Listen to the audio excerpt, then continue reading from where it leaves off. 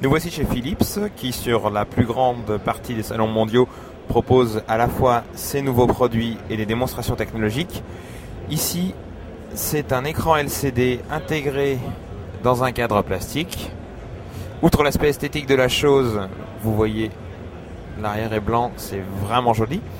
On remarque qu'il s'agit en fait d'un rétroéclairage par LED.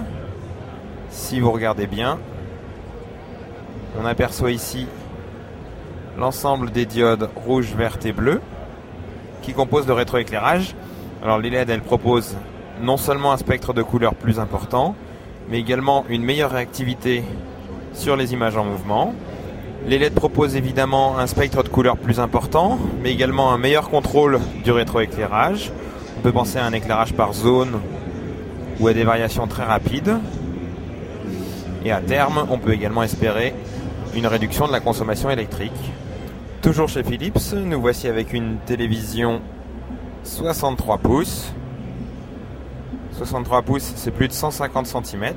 Ici, avec la technologie plasma, on obtient une image 1920 par 1080 pixels, assez saisissante. Philips fait partie du consortium qui a développé les disques Blu-ray. Voici maintenant le BDP 9000, le lecteur Blu-ray de la marque. Il a l'air classique comme ça en apparence, mais il dispose de tous les décodages audio utiles. Philips met l'accent sur l'audio avec un nouveau produit baptisé Ambisound.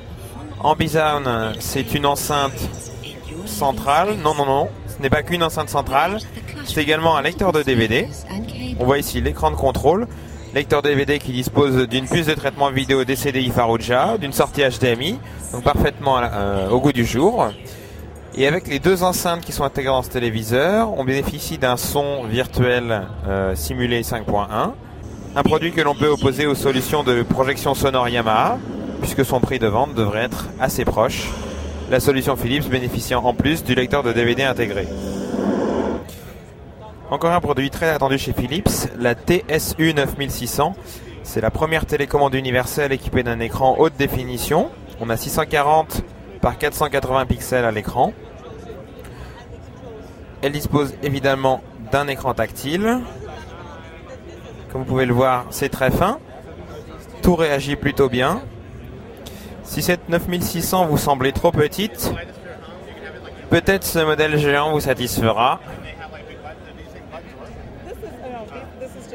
Une nouvelle solution intéressante chez Philips, un transmetteur HDMI sans fil.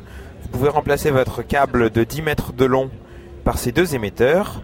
Vous branchez tout simplement à l'arrière de votre lecteur de DVD un câble qui va jusqu'à l'émetteur. Vous mettez l'autre émetteur, par exemple à proximité de votre vidéoprojecteur. Les données transitent sans fil, avec une qualité que l'on suppose équivalente. Pour l'instant, le produit va être un peu coûteux et il reste assez volumineux, mais cela préfigure l'avenir.